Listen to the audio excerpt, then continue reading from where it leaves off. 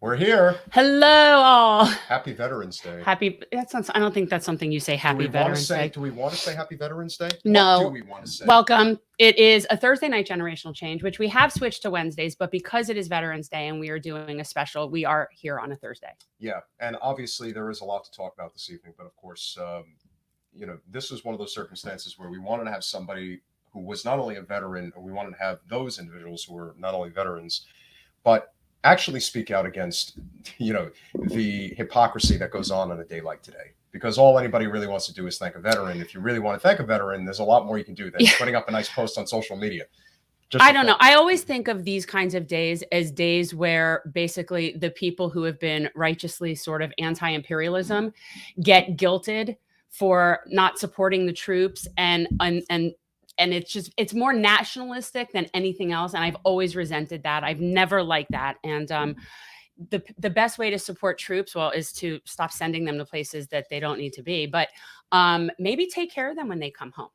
Just a suggestion. That could be linked to a lot of different things that we've been dealing with over the years. But of course, we are not going to let our very special guest wait. No, and I just have to preface this. Like, I'm a little bit fangirling. Like, this is definitely the biggest thing for me. Like, so far of doing this show, the biggest get, like, for me. Like, it's a little bit strange. Although James Taylor retweeting me last night is pretty huge, also from that concert. I guess that was just James Taylor Jackson Brown was awesome. But an opportunity I want to just say that basically everything that I've learned about history as an adult comes from Oliver Stone. Like, and it's in a way, like, I'm grateful. I'm very grateful, but it's also sad to me that I've had to spend a very good portion of my adult life relearning history because we're not taught proper history.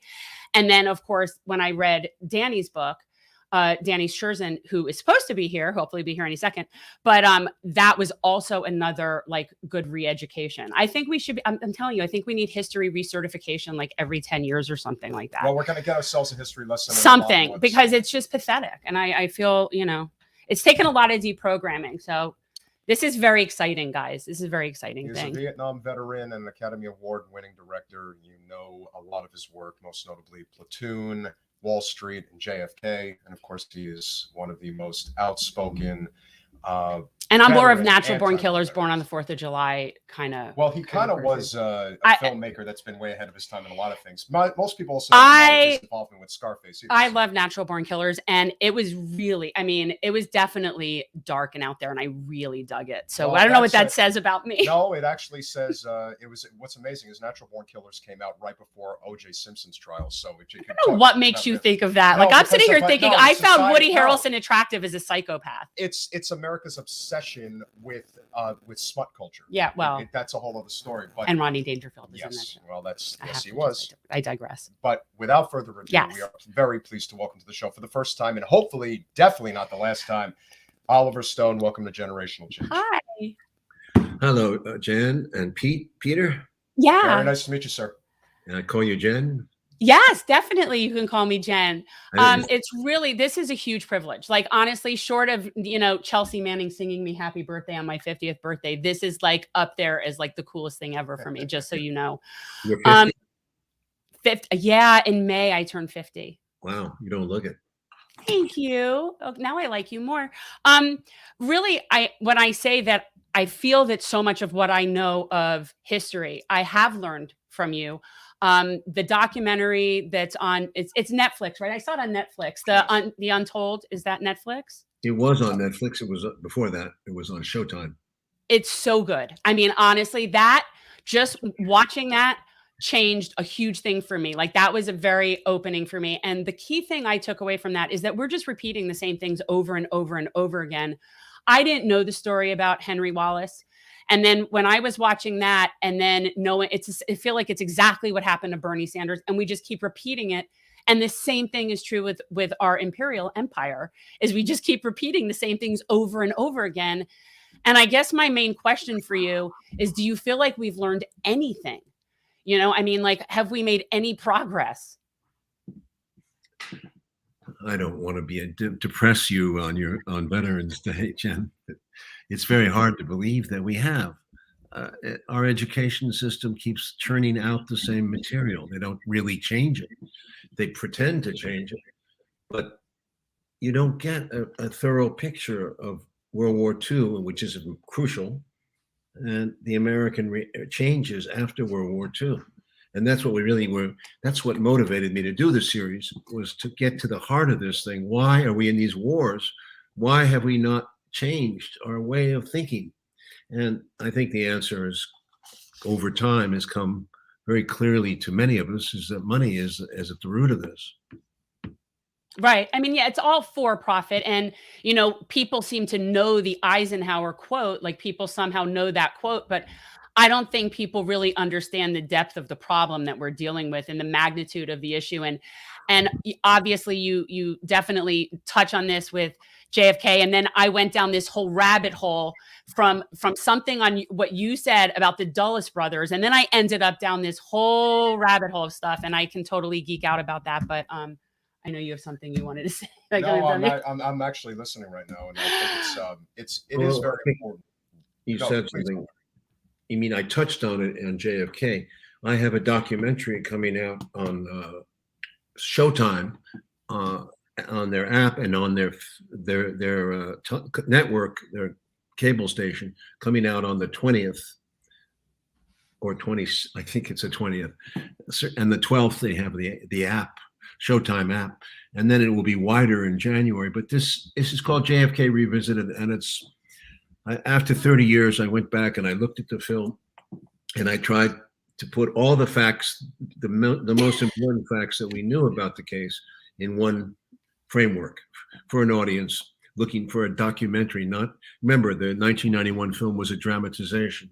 Yeah, and I had to take liberties to make it into a film length, but it was pretty accurate, I thought.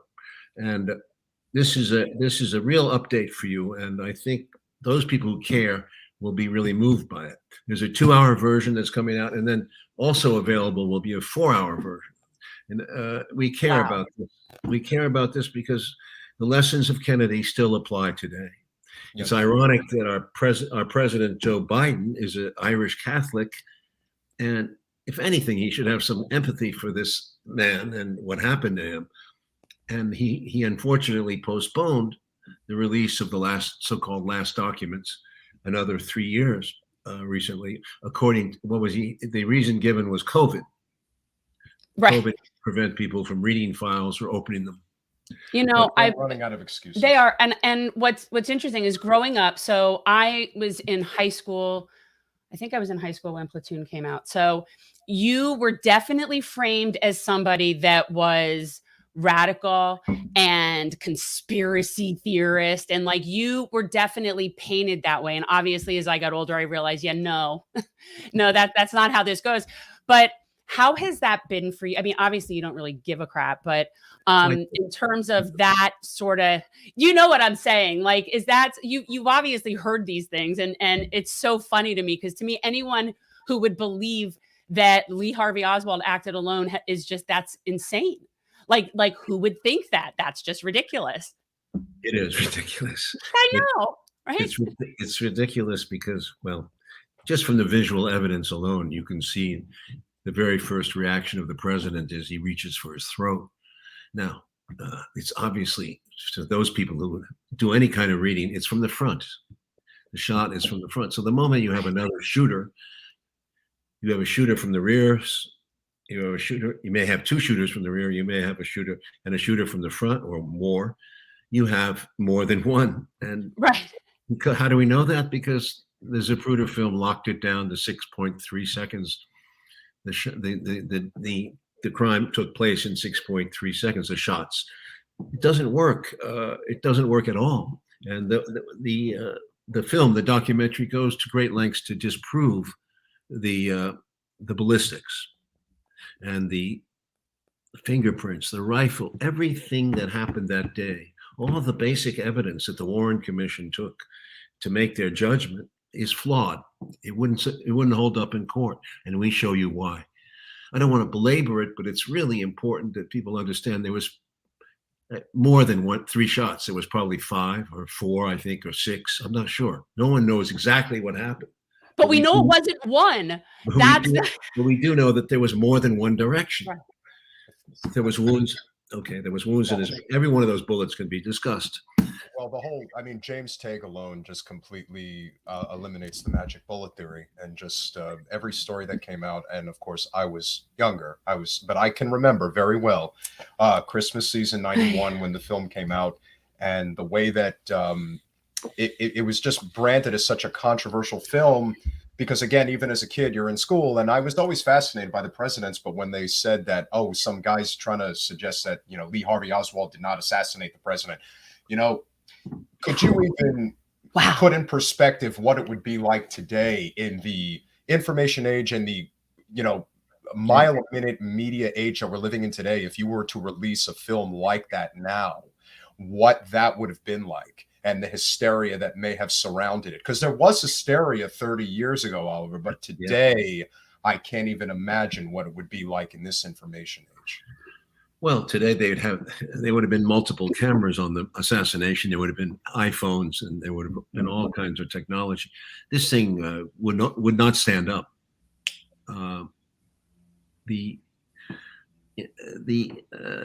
I don't know exactly where we want to go with this conversation, because I don't want to drag it into, but the film is very important that people see it. And I think people will be interested in seeing it, even if they know nothing about Kennedy, because we go out of our way to paint a picture of a warrior for peace.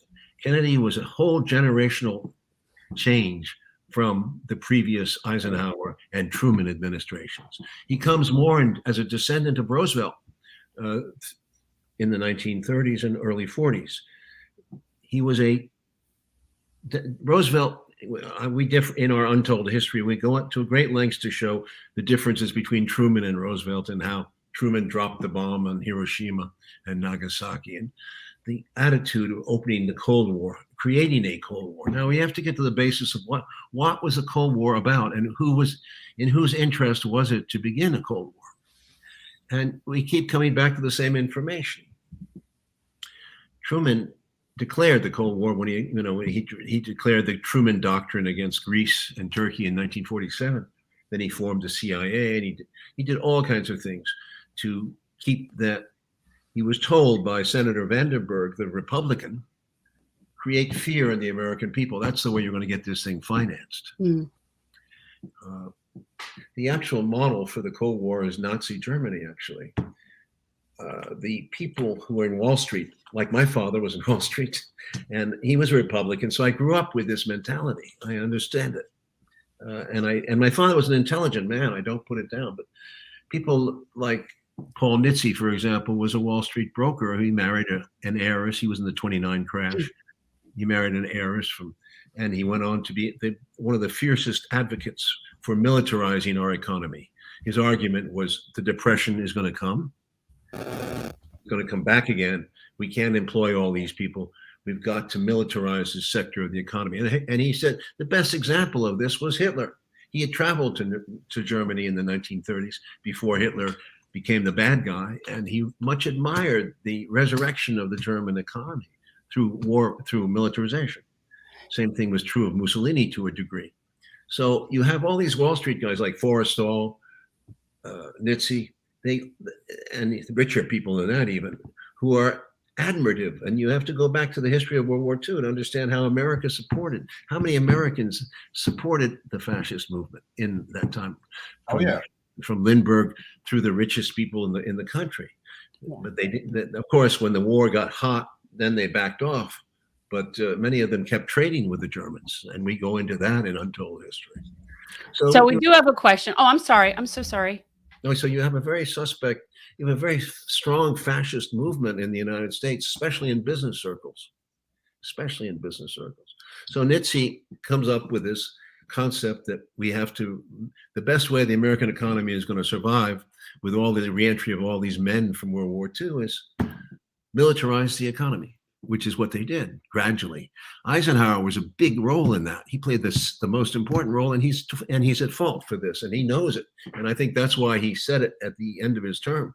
Right. He regretted it, but he didn't do anything about it. He created the biggest nuclear arsenal in the history of mankind. We still haven't recovered from that.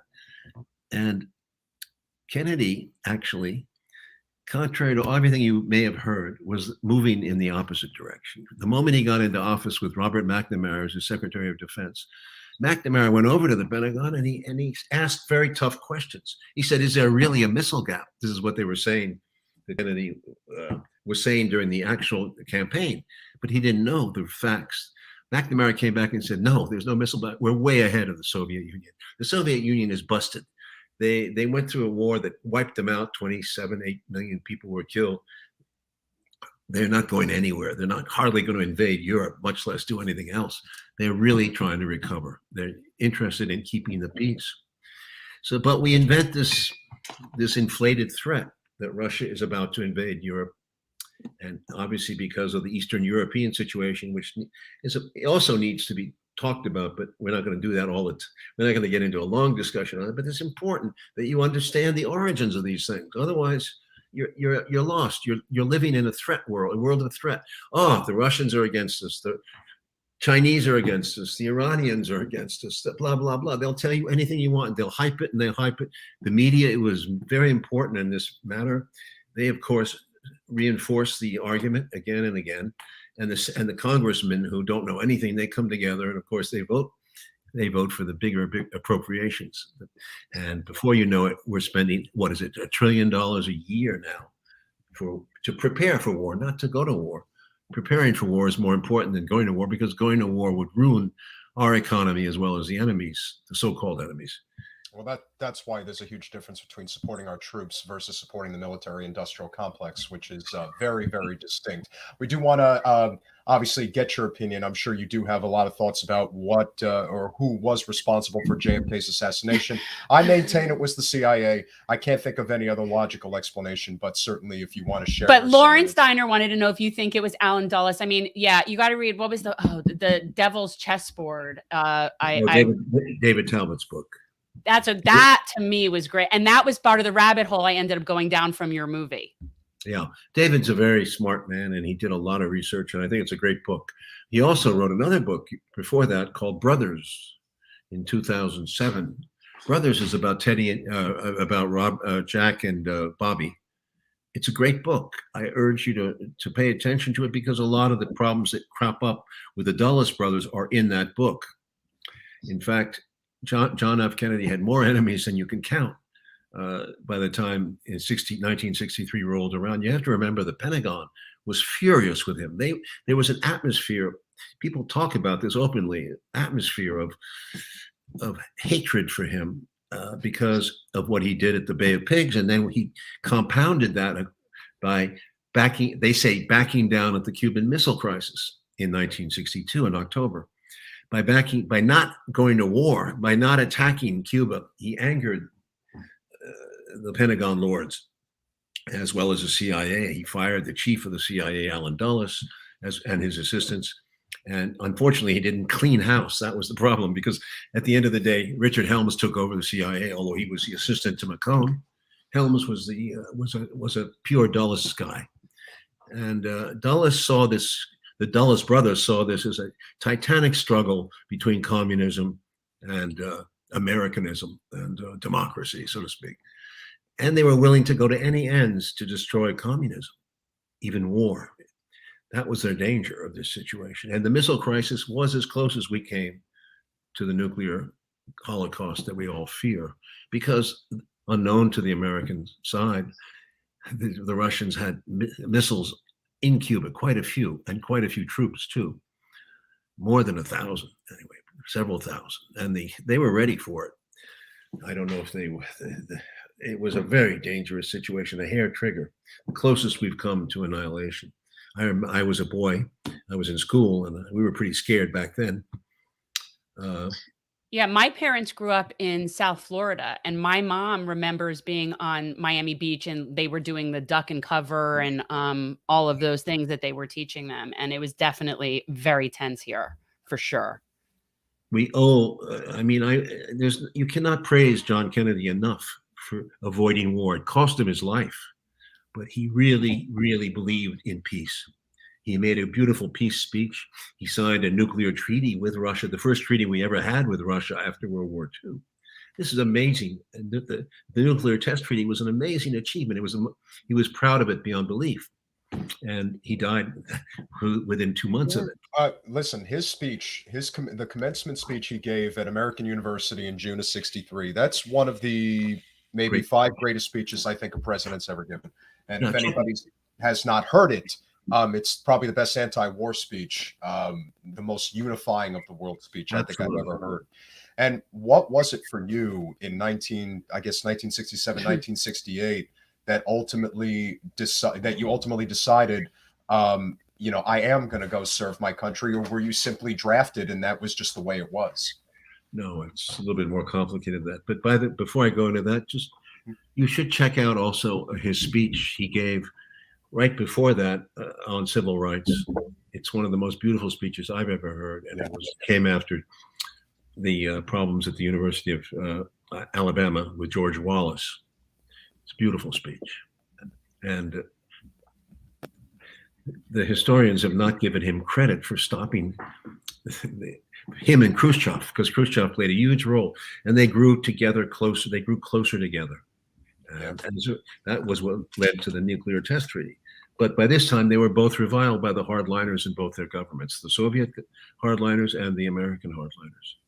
And the strange thing is that Kennedy disappears from the scene, as we know, in November, and Khrushchev, less than a year later, is ousted. So the two heroes who saved the modern world pay for it in a deep way. Khrushchev lost all his power and was basically exiled, and it was a sad story.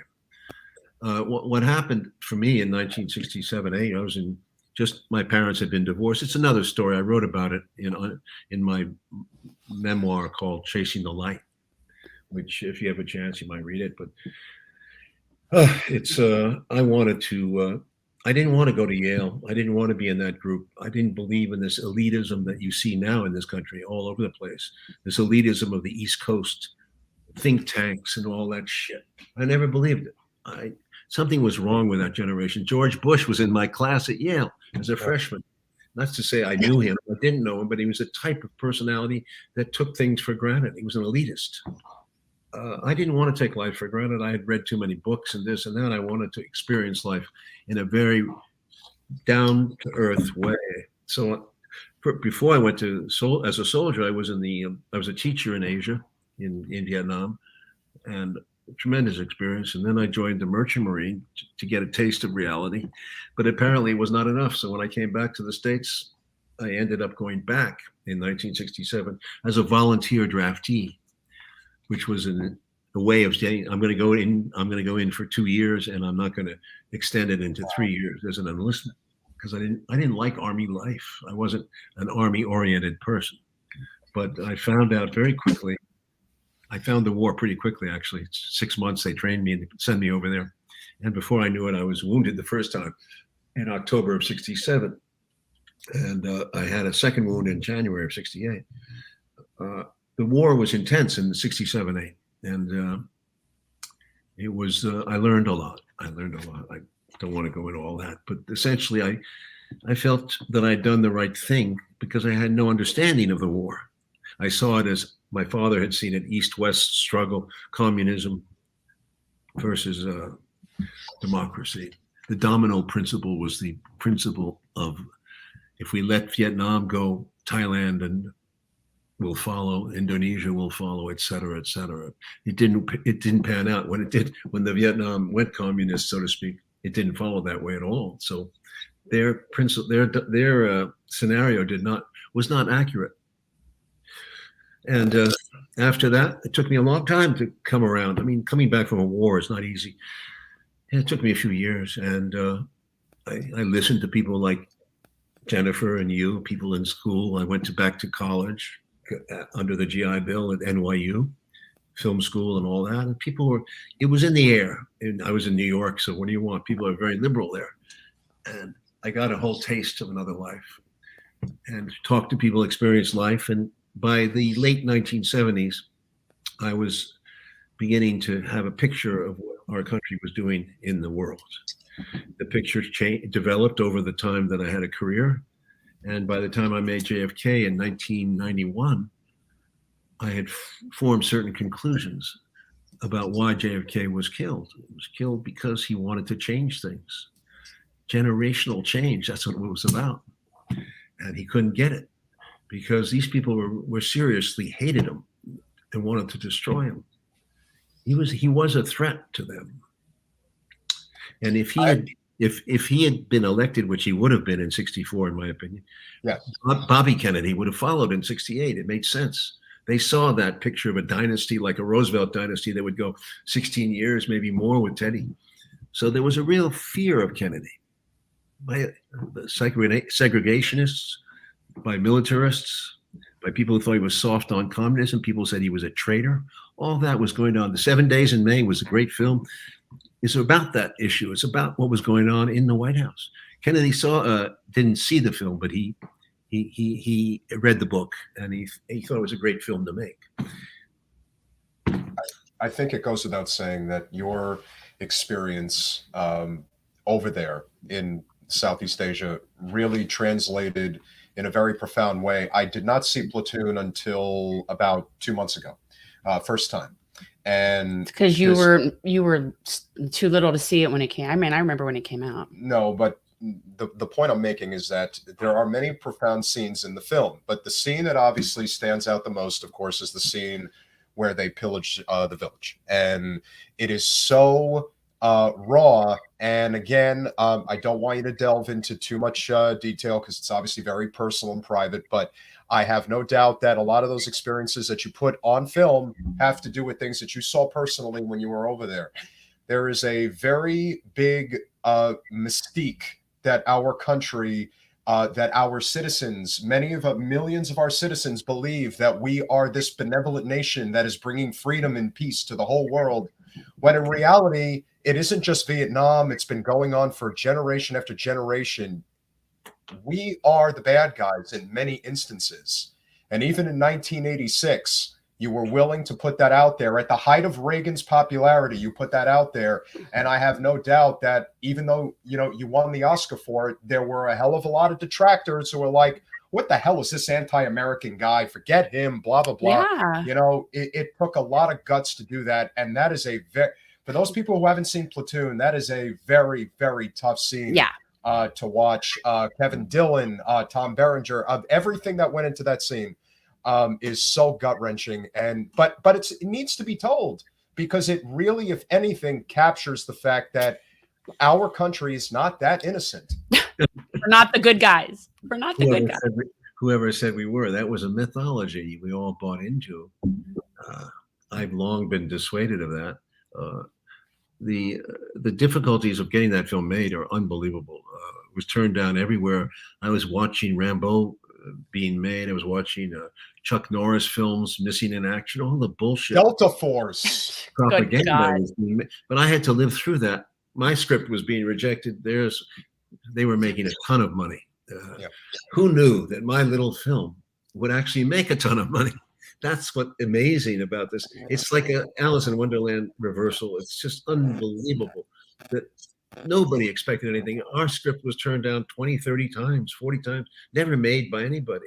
The only reason it got made, goddammit, was the English. An English producer, an independent producer, had the guts to make it. And it was off the back of my other first film, Salvador, which also was a low budget film about the Civil War down in Salvador, which I experienced through a friend of mine, a journalist, Richard Boyle. Those two films, back to back, from 85 and 86, got made against all the rules and at a low budget, extremely low budget. And unbelievably, Platoon was a hit around the world, every single country. It made, in the United States alone, declared $136 million, but abroad it made a lot of money too. So, certainly Hemdale the company got launched on that, and I did okay. I did well, but it launched my career, and that's important because I kept going. I didn't give up. I went, as you know, within 3 films to Born on the 4th of July, which is even tougher film because it goes into the Ron Kovic story, and he got paralyzed over there. And have you seen Born on the 4th of July? I love Born on the 4th of July, and that's Tom's best performance. Yeah, well, that and Interview with the Vampire was really good too. But yeah, no, that movie was really intense. And I remember seeing that and thinking that. And I saw Platoon in the theater, okay, because I'm old enough. And so I remember that, and I did, and I was very surprised that Tom Cruise did that, because at the time it was like Mr. Top Gun and Days of Thunder, and he wasn't really serious yet. The gods were with us. I can't tell you, I'm surprised too, because Top Gun was actually the highest grossing film of that year that Platoon was made. I think we were the third or fourth, but Top Gun was Tom's Maverick. It was his trademark, but it was a film. It was actually a very dangerous film, because at the end of the film, it suggests that World War III is about to begin, and Tom is going to fly off and lead the Air Force into attacking the Russians. That's really what it suggests at the end. A terrible ending. They're remaking it. That shows you where America is today. We keep repeating, right? Well, they've run out of ideas. They've run out of ideas. They want the money. They want the money. The success of that film, and Tom, much to my chagrin, went back to make another one. But okay, that's what he's into. I was very lucky to get him at that time. He was at the right age. And Ron Kovic had a tremendous influence on him, which was good, powerful influence. And we got it made barely, again, with a tight budget, with a studio behind us. And they backed it. And believe it or not, I won an Academy Award as a director. The film was not blessed with that. They gave it to Driving Miss Daisy, which was one of the earliest black-white films that came out. Very successful. One thing that I did that was very intense for me from Born on the 4th of July was the experience that he faced coming back, and what the VA was like. And also my husband, who is a physician, I remember when he did his rotation at the VA, we were in, first in Indianapolis and then in San Antonio, and it's never good. No. Like, they're always the worst treated. That to me was very eye-opening. And I'm wondering now, since we are on Veterans Day, like, have we made any progress? From when Ron Kovac was in, the hospital. Kovic. Yeah. Like, have we made any progress? I don't know the answer to that, Jen. Thank God I don't go to the VA. Yeah. But I've been to a few of them with Ron. And where he's at now, he's good. It's not a bad one at all. It's out in Long Beach. So he goes down there and he says the care is good. And I believe him. But he said to me at the time that in the Bronx, it was terrible. The Bronx of 1968 was awful. And there were rats. People wouldn't take care. They'd be yelling and screaming, and all kinds of fights and disagreements. It was a mess. And I don't know what the solution is, because the government has dumped billions of dollars into the Veterans Administration. And it doesn't seem to. It seems to me like it's part of the American waste, the extravagance of waste. We spend too much money in the wrong way. I don't understand it. Why they can't fix that problem, or if it is a problem, I'm not sure anymore. Profiteers, but we of course here support single payer healthcare, and if we all just had healthcare, then there wouldn't need to be different healthcare for people. Everyone would just have healthcare. There's also no profit in taking care of. I mean, you'd abolish the Veterans Administration. You'd abolish the VA. Well, you wouldn't. Yeah, I mean, if everybody was entitled to get taken care of how they needed to be taken care of. Now, I think there should still be veteran services, because there's certainly things that are specific to veterans that they need, support services. But as far as having separate hospitals or different facilities like that, I don't know. I don't know that that's necessary. I think that if everybody has healthcare, everybody has healthcare. Yeah, it sounds good, but it's always between execution and the idea and the execution. I don't know. I've never understood this debate. I don't understand the U.S. budget. The money we spend, it seems to me, I don't know. It just feels like we need to have a better economy, more control of what we do. Our management of these issues is terrible. It's like our management of war. We go to a war, we mismanage the war. Everything we put. Now we have a situation where there's 100 generals for every soldier. It seems like you have too much brass, too much higher command, and you don't have okay, I'm not going to get into it. Just Iraq Yeah. and Afghanistan are pathetic issues of mismanagement. I know. I was hoping Danny was going to be here. Danny Sjursen was supposed to be here. Because I would like to get into it with him too. Yeah, he's supposed to be here, and I don't know what happened. But one of the things that he has said to us before was like sort of his moment when he was serving, where he realized, wait a minute, this is not. They're being told this is some successful thing. Meanwhile, we've accomplished what the mission was, and yet we're still here. Like, what is going on here? And the message is very different from what we get. Obviously, we don't ever get the message here. We never get the truth here. Well, we see all too often that the biggest reason why endless war continues is because of the fact that war profiteering makes people ungodly rich. And you have so many of these military industrial complex entities all throughout the United States, Raytheon, Boeing, Lockheed Martin, Northrop Grumman, and they buy off the majority of our elected representation on Capitol Hill, both parties. There is no differentiation when it comes to war. That is pretty clear. And that, to me, that really is, I mean, we always say on our podcast, we always say corporate special interest that is the issue of our time. At no greater level is it reached than with the military industrial complex. Yep. That is why we do not have the things that we should have, why we're still circling the drain in regards to our war machine. And until we put our differences aside and recognize that this is our issue and what we need to fight on the same lines on, then nothing's going to change. It will continue, and it may get worse. I have to change position because I'm running out of battery. So It's all good. I was loving okay, well, look, you have another library wall. I was loving the library wall behind you. And I have a sneaking suspicion that you've probably read all those books. Oh, most of them. That's just amazing. And it's like going to school. You have to keep looking at it again. You know, people forget. I forgot my glasses. Oh shoot. Where'd they go? No, this is what I keep saying about, like, I really think we need to have like history recertification almost. I mean, first of all, people my age and older, probably even down to your age, we were never taught proper history in the first place. They're still not. I mean, they're still not. But at least there is this access to certain information. No, yeah. It's getting worse now because they're trying to suppress information. Well, yes, but because of the internet, we can access accurate information. Whereas when I was growing up, there was no that. Like, there wasn't an option to even access information, even if you suspected.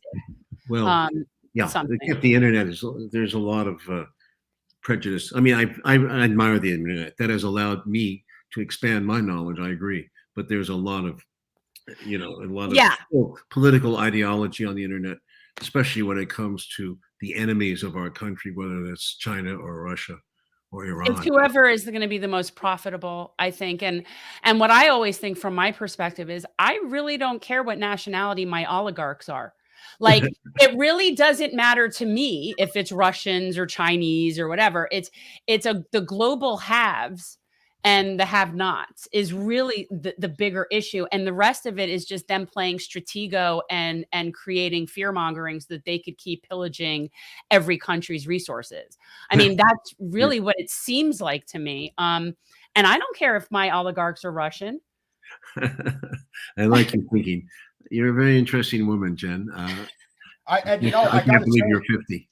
Yeah, well, and the fact that you're the first guest who's ever really made use of the generational change, the best context. Like good. This is, and the fact that you just said I was interesting, it's like that's really the coolest thing. And I got to say, like, you're alive, you're reading, you care very much. All I see on television, I don't even watch American news. You see generals with fruit salad on their chests getting in front of committees and saying we have to go here and have to go there. They hire the same creeps, zomboids, after they retire, put them on CNN, and they reinforce each other. It's an echo chamber for war or preparation for war. You know, everyone is threatening us. We're the biggest country in the world. By far, we're the richest country. And yet we act as if we're a scared cat and that we're running away from the dog.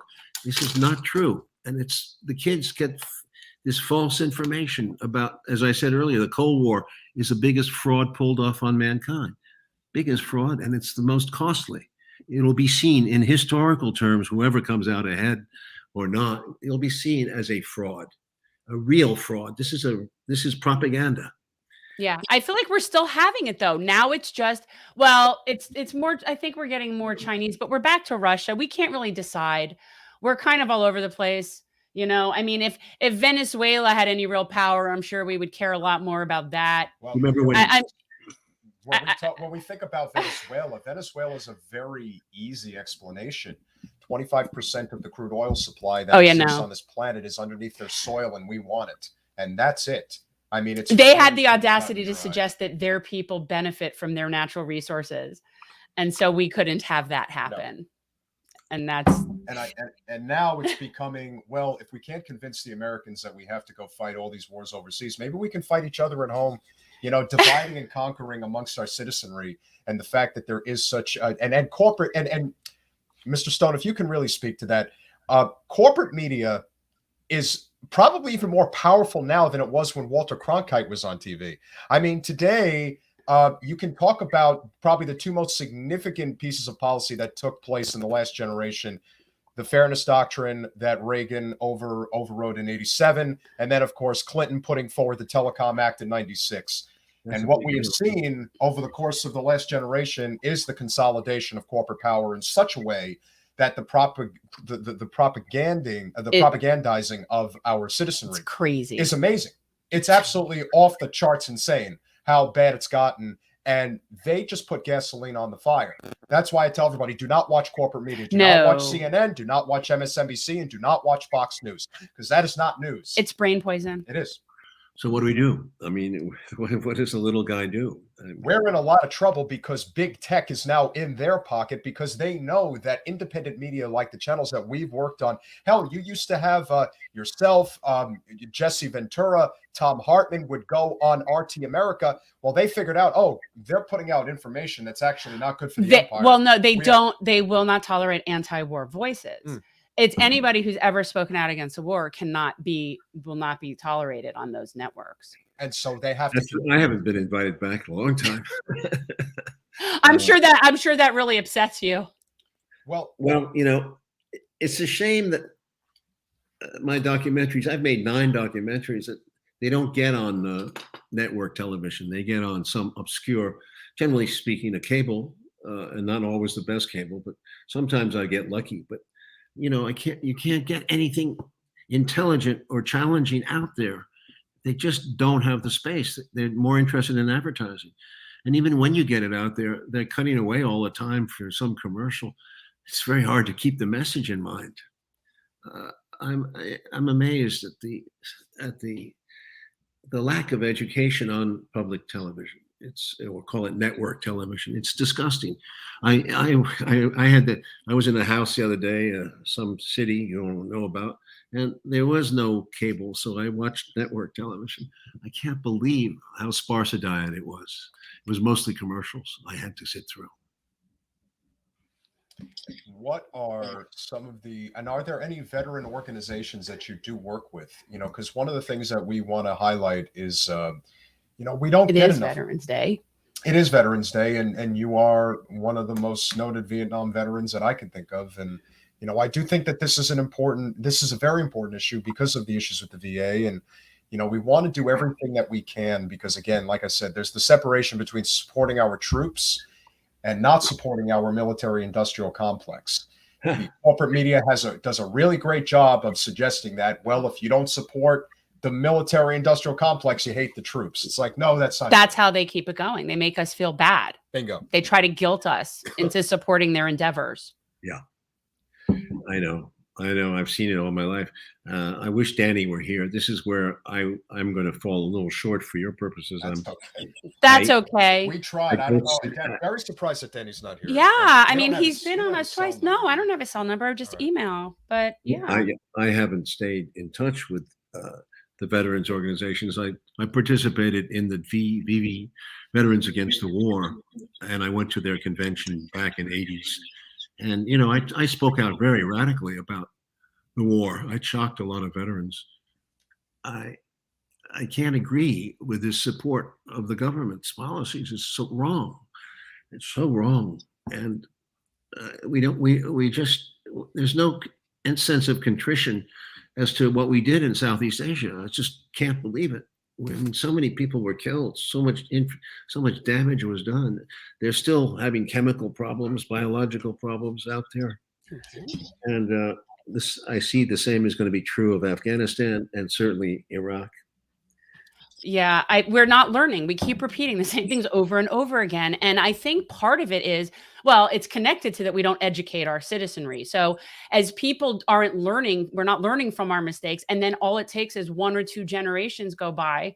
And then it's sort of easy to repaint the picture and make it be, or just wash over it. And so that's the thing we keep repeating. And I feel like what we're trying to do is this constant battle to keep people informed. And I see it now, it comes up a lot with them trying to suppress what they're calling critical race theory, otherwise known as just history.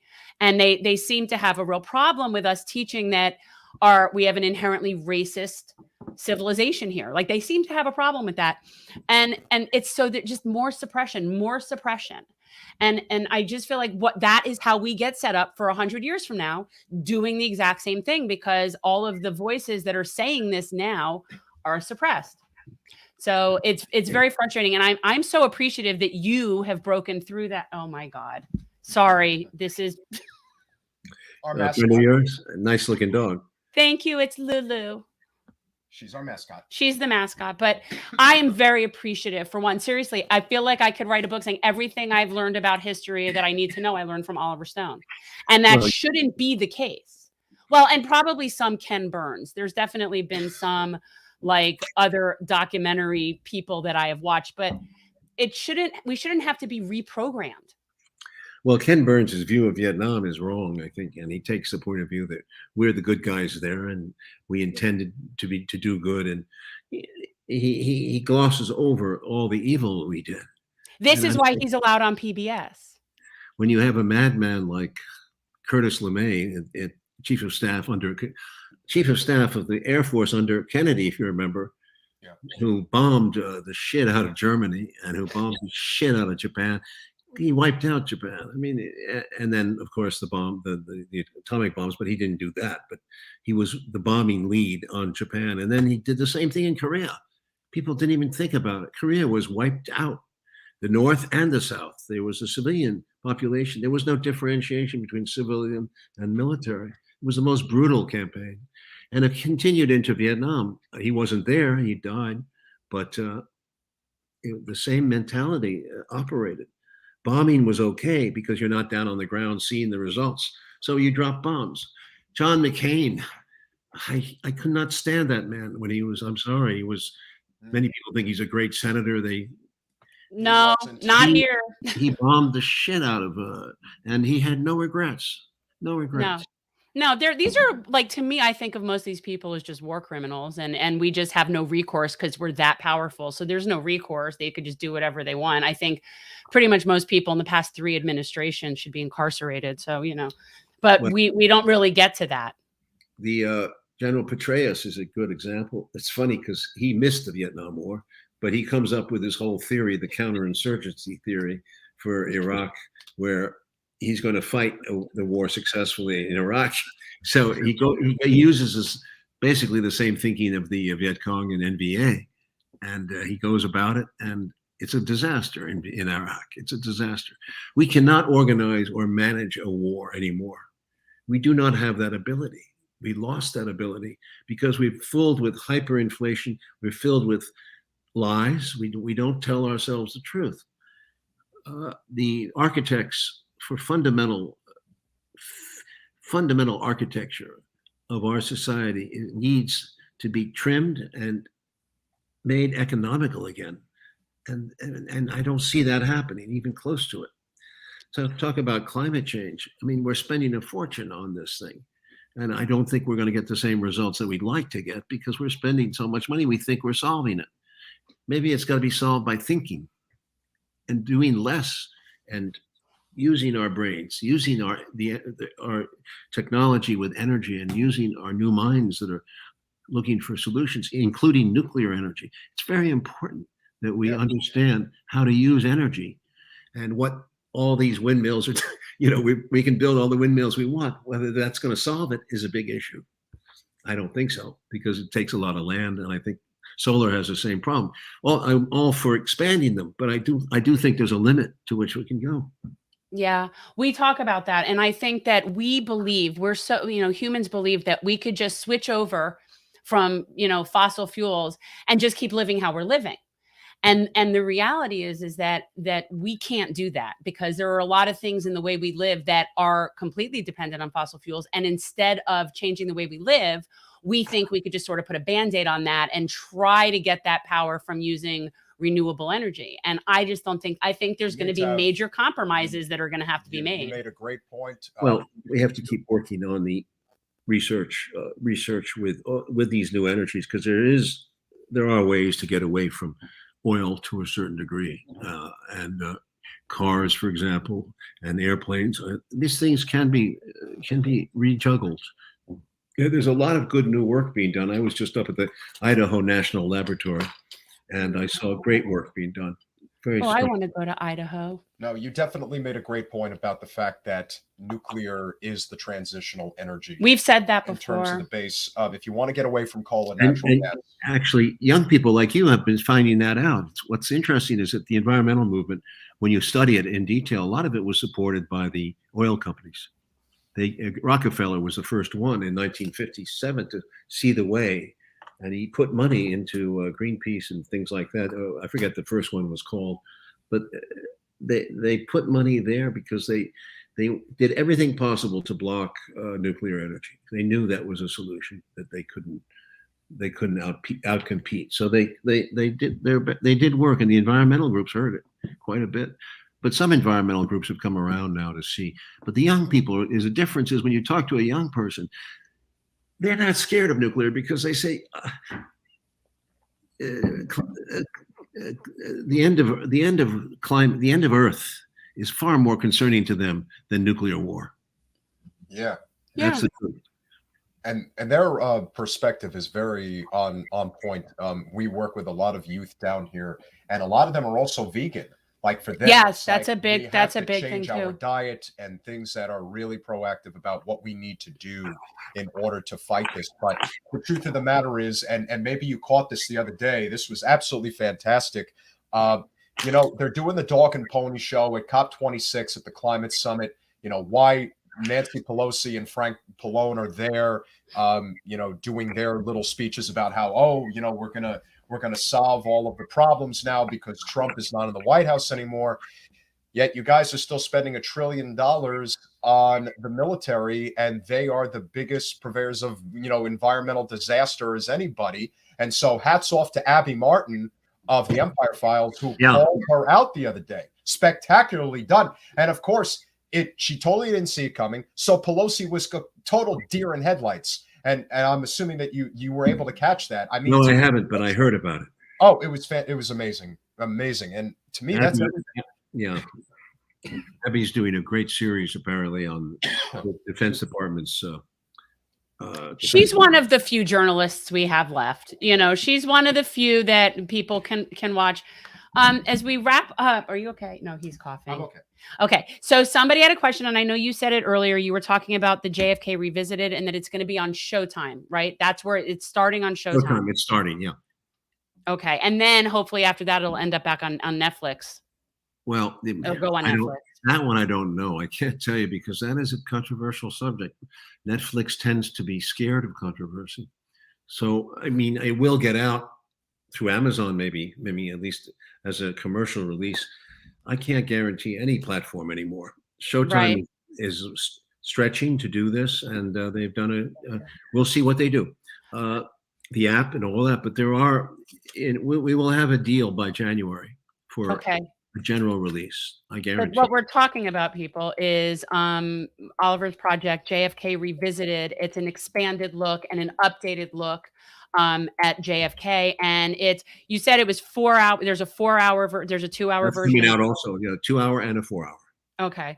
4 hours for buffs, people who care to really get in. 2 hours to familiar. That's like us. We're like, that's like us. I just get into these things and then I just start going down, and then I have epiphanies. My only question for you is the one place where you did not update me, where I had to deprogram myself, was on Israel-Palestine. Yeah. That's something that, and as a Jew in South Florida, has been very hard to deprogram, growing up with post-Holocaust grandparents and this whole very fear-based, got to protect Israel, got to have Israel, everything about Israel. And to speak against that as a Jewish person has not been easy. And that is, I think, the only real controversial thing I did not get from you. Well, as I'm in the hot water enough, I got a lot of shit. Back in 2004, I did a documentary called Persona Non Grata, and it was about I went to Palestine and Jerusalem, and I went to the other side. I went to the Arabic side, and I was in Ramallah when the Israelis came in, and we got out by the hair of our teeth because of the Canadians got us out. Our documentary crew. It was quite an exciting time, but I was called all kinds of names when I spoke out for Palestinian rights, and next thing I knew, I was reviled in the Western press, and there was a lot of heat. That happens a lot. So the people are doing that all the time, but you forget about it. But essentially, it burned my tail off, and I'm very sensitive about that. Did you were called anti-Semitic? Is that it? Were you anti-Semitic? Okay. Of course. Okay. So, hi, I'm a self-loathing Jew. I am too. No, my father was Jewish. My mother is Catholic. So so that it's even harder, and the Zionism thing is big. I mean, that whole generation. It was very, very big. That's what they were taught. Well, there's an interesting story on JFK that you may not know, which we have in the 4-hour version, not in the 2-hour version. JFK was very concerned about David Ben-Gurion, and Ben-Gurion getting the bomb was a big deal back in the 60s. And guess what happened? JFK was resolutely against them working on the bomb, and he was about to put a stop to it. He warned them, he did everything possible to stop it. He didn't want proliferation of the nuclear weapon, and he was right. And guess what? At the moment he died, of course, Lyndon Johnson, who reversed every policy he made except on civil rights, Johnson went ahead and closed his eyes. The Israelis continued to build the bomb in 68. I believe it was 68. At that reactor, they have Dimona. They finished the bomb. And Johnson never even told anybody. It's typical of a hypocrisy, but it's the American, the third rail. Don't go after Israel. I always say that. I'm like, Israel is the third rail. The rail. That's the thing. I mean, it's always a problem. And especially in my district. Yeah. It does not go over well. This is not going to. No, I can see that. Do they allow you there? Or are you back for Yom Kippur or what? I am a non-practicing, very secular. Really, I'm an atheist, and I was raised by hippie parents who grew up in very Orthodox Jewish household. So, I'm sort of a hybrid of those things. So you have a sight for both sides. I do. Well, I grew up with Orthodox Jewish grandparents. I know what that looks like. I know I've been to Israel. I have family that live in the old city. Basically, all they do is study Torah and breed, and that's basically it. So I'm very familiar with it, but I don't appreciate religion in general. That's just not. I mean, it's just, to me, it's just not my thing. One of the last things I do want to mention, Mr. Stone, and I'm not sure how much you studied up on Jen, but she did run for Congress in 2020 against none other than Debbie Wasserman Schultz. Wow, good for you. Good for you. Very, very unique experience. But the thing that I really took away from the whole campaign and all the things that you learn is that of all the things that doesn't get talked about enough with Wasserman Schultz is just how deeply embedded in the military-industrial complex she is. Oh yeah, huge. I mean, she is as in with it that you don't become the head of the DNC for 6 years if you are not very, very friendly with the military-industrial complex. And so that is the side of her political career that, to me, never gets talked about enough and really needs to be highlighted more, not just with her, but with all representation in general. Because if there's one thing, as we talk about, that Capitol Hill unifies on, it is war and it is the military budget. They will agree 99 times out of 100, but that just goes to show you how much corporate special interest money in the military makes a difference when it comes to our policy in this country and frankly, all over the world. and they couldn't even get us good rifles in Vietnam. The M16 was a terrible rifle. The Kalashnikov is still around, and people like the Kalashnikov. We can't get good rifles in those days in the U.S. I would think, if anything, what we're really good at is weapons. In fact, I'm pretty sure that's our main export is weapons. Not necessarily. The F-35 is a disaster. Have you read all these years and years of problems with this plane? Not necessarily. The Russians are much better with weaponry because they build economically. Look at the Russian budget: $70 billion a year versus $1 trillion a year. Right. They're building weapons that work. Hypersonic missiles that came first. They're in other words, weapons do not have to cost money. I think what the cost is a lot of this, obviously our way of budgeting, but it's because of the lobbyists. It's because of the money goes into winning congressional approval for these budgets as opposed to actually building the weapon. It's profit. It's all profit. I often say, like, let's say the Russians, like, if let's say our fear of them is founded when people say something about the Russians, I'm always like, what do you think they're going to do? Like, what are they going to do? Are they going to come up on the shores in boats with guns? Like, what are we concerned with? Their economy is the size of Spain's. Like, what is I don't understand. What is the deal? It's actually the biggest chimera we've ever. It's so grossly exaggerated that one day we'll wake up and we'll say, "What happened? Where'd all that money go? Where'd the country go?" I do think we're getting close to something like that. And now the question becomes, is there going to be a big enough anti-war movement in the United States that's going to allow for the reduction of the military machine? And the reason I think that could potentially happen is because of how directly linked now military action is to climate disaster. And because there is such an amazing youth movement in this country that really fears the end of the planet, or at least the potential where sustainable life on the planet is not going to be possible, at least for a significant part of the population. And so if enough youth really start to hone their skills in terms of how they want to go after this, if they go after the military industrial complex, there will be millions upon millions of people that will say, yeah, we're not having this anymore. And that will be reflective in electoral politics. You see what they're doing to Joe Manchin right now. If they get better and more efficient at it, they're going to really be able, we can really ride the back of this new generation that is basically saying, yeah, we're not doing this shit anymore. Pete, from your lips to God's ears. I also want to say before you go that Wall Street is one of the most profound films I've ever seen. He's obsessed with Wall Street. JFK is the best. He's obsessed with Wall Street. There's multiple scenes in that movie that I think are very important, but I also think that the scene in particular, obviously everyone says greed is good is what won Michael his Oscar. I think it's the speech right afterwards in his office where he basically tells him how the world works. That's what won it for him. But to me, the scene in the movie that always stood out the most for me is when Charlie's character makes his deal with the devil on Park Avenue. You're basically being told that, look, you could be that working stiff out there. You're going to tell me there's a difference between that and the other guy, but you got to be willing to do what is necessary. And that includes cheating. And so that scene to me, I think just really has so much profound impact as it stands today, because a lot of people are willing to give up their ethics in order to get what they want. People are willing to invest in companies that they know are destroying the planet, but it's going to make them a lot of money. So throw all of your morals and values out the window. Do you want this life? Because if you do, this is the only way you can get it. And when he leans in and says, all right, Mr. Gecko, you got me. And that smirk, I don't know how many times you had to have Michael do that take, but the way that he's sort of like a movie savant. Don't mind him. But that smile was the devil. He reeled it. I remember that. I got him. I got my guy. Okay, so before you go, one more thing. Michael Douglas conveys that smile. What's your favorite movie? It could be one that's yours or one that's not yours. Don't ask me that.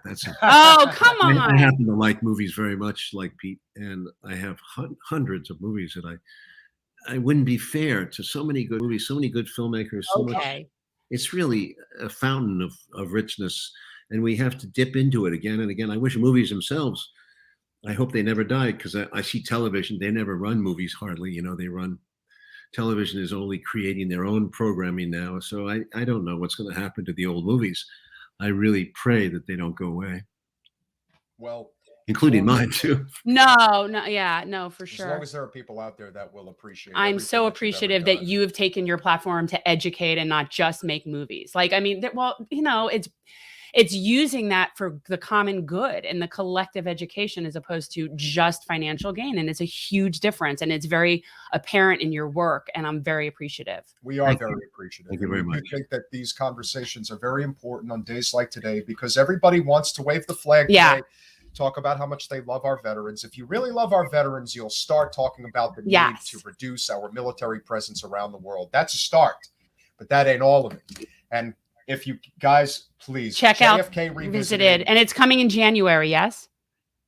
Yes. Okay. Coming out. I mean, without the platform, it will be broad in January. Yes. I have to Excellent. say, Okay. in a roundabout way, it actually worked out better. This is our first time talking with you. We hope it won't be the last. No, and I am a little concerned that Danny didn't show up. Like I am. And someone made a comment that they haven't seen a tweet from him in a long That time. Danny's So been out of commission for a little Yeah. while. So now we're I now was I'm a gonna little have to concerned now I'm that gonna he didn't have to be like respond. worried about that. Yeah, so So now we You know, gotta find out it's what's not going very on. polite to do what he did. I mean, he's been unreachable actually, and I don't understand it. yeah, no. Unfortunately, there's and maybe it's today. I don't know. But what we can say is that this conversation has been deeply enlightening, deeply rich in context. Thank you so Can much. always listen to Thank you talk. so much. We're such small potatoes, and thank you so much for coming on our show. And All we right, certainly Jen, hope, hang in there, baby. And Thank we you. certainly hope to speak with you again in the near future. Mr. Stone, it's been a Thank pleasure. you. Thank you so much. Bye. Bye-bye. So again, Coolest thing ever. yeah. And I'm he was so- the way he was throwing generational change into Oh, the he was conversation great. was just so Um, great. No, and seriously, like he's just a wealth of. May I please one more? Oh my Thank God, you. he's like Peter sick. I'm just So that was really cool. I am concerned about Danny because I know that he likes to come on this show. It's not like, but the reason I wanted to and bring he's up, the one who really kind of coordinated this Yeah. for us. And so I'm a little concerned. no, but somebody said that something's going, so something's clearly going. All right. on, Well, so we'll find out. yeah, And guys. that's So the- let's, which concerns me, but yeah. But the reason why I wanted to bring up the conversation from Wall Street, and the reason I bring up that particular scene from Wall Street, is because when we think about, why is the military able to do this? Why are people able to get away with this? You have publicly traded companies that are military operation. People will make money by any means necessary. Well, it's the same thing that we say about corrections. It's when you give a profit motive to something, it changes the whole dynamic and your priorities are no longer what they should be. And so anything where there's a profit motive, your priorities are going to be skewed towards the profit. So that is the problem. And something like military shouldn't be a profit industry. It really shouldn't be a profit industry. It should be a function of defense. It should be a function of our government. It shouldn't be something where shareholders and investors and that's the problem. I have no problem with having a defense. What we have is an offense. It's the Department of Defense, and I find it very offensive. So that's the problem. I mean, the last time that we actually had a military action in defense was Pearl Harbor. Yes. I mean, I guess people would say 9/11, but I have a problem with considering that because it's not a state actor and it's a lot of different things. There's But many different layers that go into it. right, and Just so like there it's are many different. But so World War II, the Pearl Harbor was the last time that we had what we would call a need for defense. And of course, it was also an attack that probably, if it couldn't have been prevented, certainly was known about. Remember, a lot of things happen militarily ahead of time. Like they already know you're going to be attacked. Like, and actually, people should read Danny's book is amazing, even though he's not here, which is the true history of the United States. And it's amazing. I did the audiobook and it's really good. It's sort of like we knew we were going to get attacked on 9/11. Yeah. Like we knew that was going to happen. And we were actually expecting it in August. Yeah. Like there's a lot of stuff that goes in, which is why Laden determined to strike in the U.S. Yeah, no, there were memorandums. And when you get into history from people like Oliver Stone and his Untold History that's on Netflix, guys, it's amazing. It is. It's amazing. And I could talk to him for hours, but one of the things that was so cool is that it really starts off with the primary in what year was it? Oh my God. 38. What year was the primary when they shoved in Truman instead of Wallace? But anyway, and guys, check it out. So this was a special Thursday Veterans Day edition. What do we have coming up this week? Well, Sunday is a packed day, as you know. Sunday we do have quite a day. Quite going. But we will be having Brian Klass on. He is somebody who wrote a book. The book is Corruptible, and I'm gonna binge listen before he comes on. That'll be fun. Yeah. And then what do we have coming up? We have a couple of guests. We're going on a couple of shows on Sunday. Yes. Who do we have on Wednesday? Okay, so Wednesday is really cool. We're having another sitting congressperson coming on Wednesday. Representative Marie Newman. Marie Newman's coming on. She is running in a new district because she's been redistricted. Shocking that they don't want someone like her. Yeah, why would they want? Why would they want a non-corporate? Representative? Yeah, of course. So we will be talking with her, and I'm going to commend her for having a certain grace about her and a level of maturity that I shall never achieve. Because if my office were across the hall from Marjorie Taylor Greene, yeah, and that witch was instigating at that level that she's instigating, I think I would have ripped her bald headed. So I have to praise Representative Newman for her level of maturity and decorum that I most certainly would not have. Just saying. Yeah, and again, you know, we've got a lot of great guests coming up. Yes. Tonight really was. That was awesome sauce. Somebody who we really appreciated and have appreciated for a long time. The one thing I didn't mention also about JFK was his use of, and I think was it John Williams that did the music, but the music in JFK. I don't know. That's usually Spielberg's person, but so I don't know, but it might have well executed. Okay, so I'm noticing that you have that interview on Wednesday morning, and then that evening we have 2 guests that night. So we have 2. We're doing 2 live streams on Wednesday. No, we're gonna record. Oh, okay. I'm like, how are we doing that? Okay, so our Wednesday evening will feature our discussion with Representative Newman. That's what we're gonna do. Yeah. Is that how we're gonna do it? Which will be a first for us to do it that way. So bear with us. It'll be fun. And then we'll be speaking with Harvey K. and John Shelton. Harvey K. is somebody who's trying to radicalize us, which I think we very much need to be radicalized. Well, leave it to Wisconsinites to do that because they really are one of the original radical states.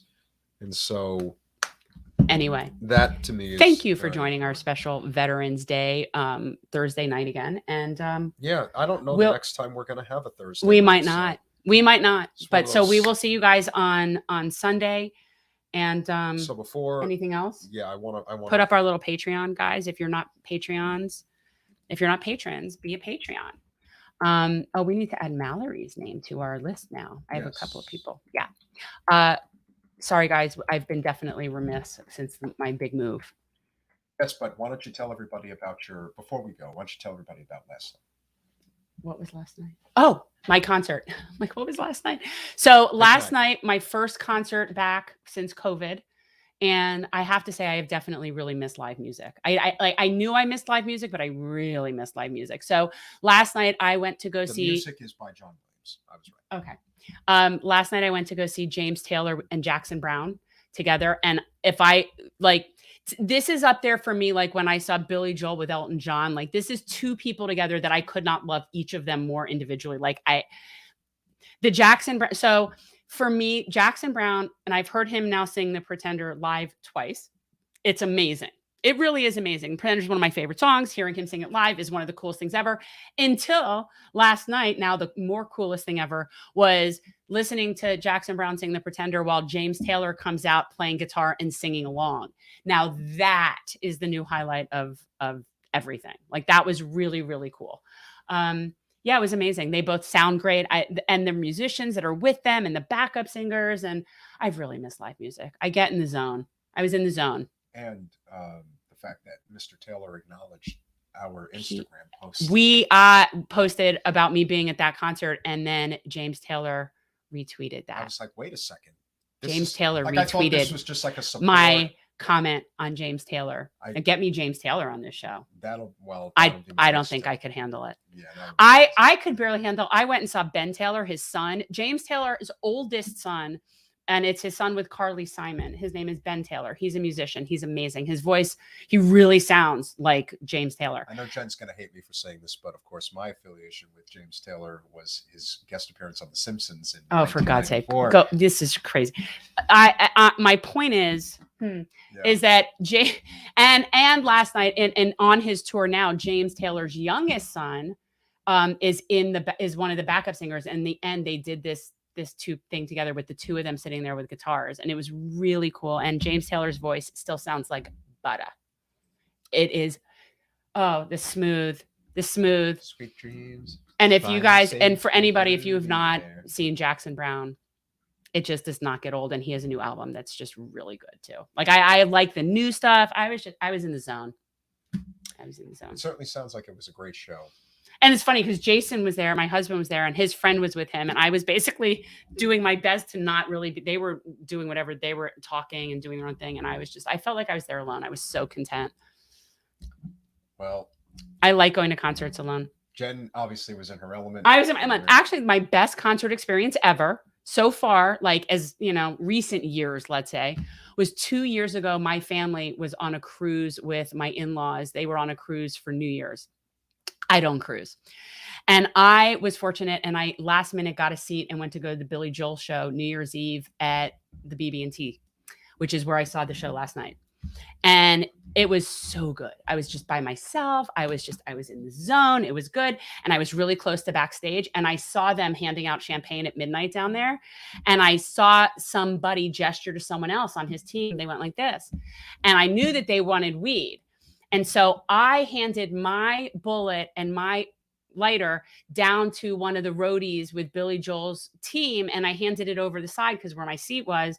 And he came back. They went and smoked up. He came back and he gave me, I have a staff t-shirt from that New Year's Eve. He gave me the Billy Joel staff t-shirt for smoking up some of the roadies. So that was my very cool. No, but I did make eye contact with him for the second time in my life. I have made eye contact with Billy Joel twice because when he came out, I went, "Hey, Billy." And he looks up and he smiles. But I was like, literally, I was close enough that I was able to hand my weed down to his team. So I was close enough to do that. That's what I'm saying. So it was very good. Show again, be the weed lady, and we appreciate it. I've seen Billy Joel where I got to sing in the microphone too. That was another show when I was pregnant with Graham. And I was like right up in the front and he held the microphone down. Now, do I think he knows that was the same person? Of course not. Oh, he does.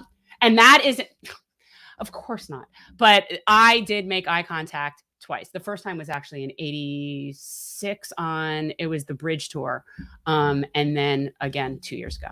It's true. Eye contact. I haven't been to that many concerts. And my concerts I'm are old. limited to the Boss. Springsteen. I've seen him plenty too.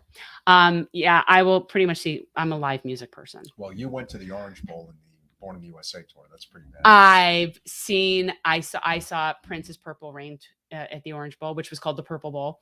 It opened with Prince having a bubble bath and getting out of a bathtub in a G-string on stage. Definitely. Purple bubble bath. Sheila E. opened.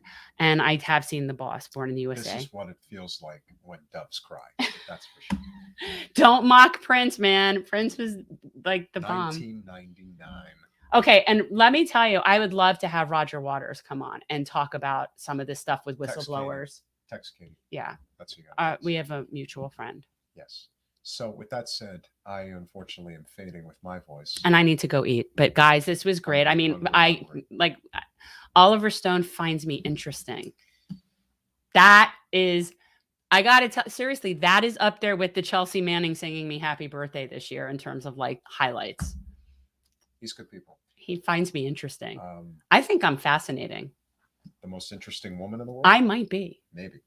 I'm very bizarre. Just remember, you can thank a veteran and thank them on days not like today. Thanking a veteran today is cheap. If you really care, you start making the effort necessary in order to make sure that we don't have to deal with this going forward. Yes, the best way to serve our veterans is to stop putting them in wars for profit. Mm-hmm. And for those of you who haven't seen all of Mr. Stone's work, highly recommend that you check it out. Oh yeah, there's some like I had forgotten about Natural Born Killer, like that he did that. Yeah, he also did The Doors. He also did. A lot of people to this day still don't realize, even though Brian De Palma directed it, but Scarface really was Oliver Stone's movie. Oh, was he a producer of that? Oh, okay. Oh yeah, he was the writer. He did Well, him and I wasn't going to bring it up. Apparently, him and Brian De Palma hate each other, so that was a very serious problem when they were making that movie. Interesting. But Stone's No, his body of work is beyond impressive. And it's very specific pieces done in a very smart way. And that is what I respect. It isn't just making movies for the sake of making movies. It's making movies to teach, educate, put something out there that's inspiring and causes us to use our brains. And what I really appreciate about him is not just his voice and what he stands for, but the fact that he really appreciates his work.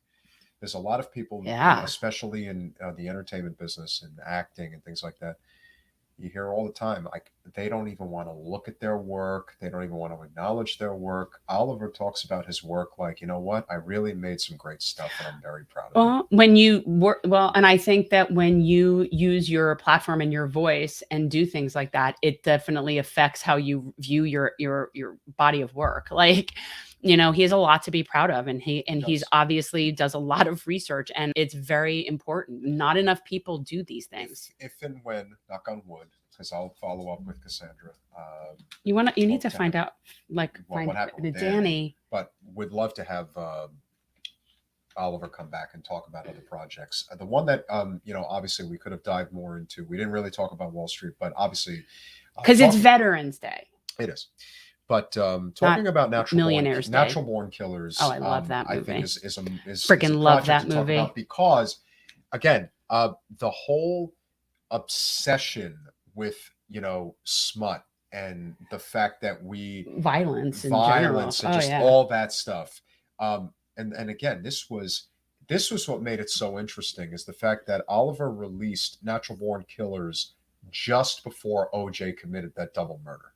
So it became sort of like life imitating art in a way.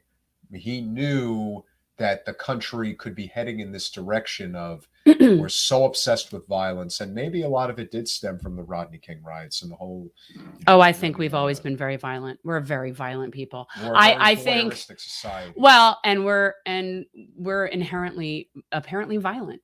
And that what's always here's the thing is that a lot of his movies really tackle violence abroad, and that movie really addresses violence here and in a much more like street way. If you guys haven't seen Natural Born Killers, I highly recommend. Also, I would like to shout out Robert Downey Jr. in that movie, who was amazing, per usual, and really not a main character. I mean, he was kind of like a sidebar. And also, again, the late Rodney Dangerfield was amazing in that movie. Yeah. And, But I'm telling you, and honestly, that was when I knew I truly had true love for Woody Harrelson. And this was before I knew that he was a fellow partaker.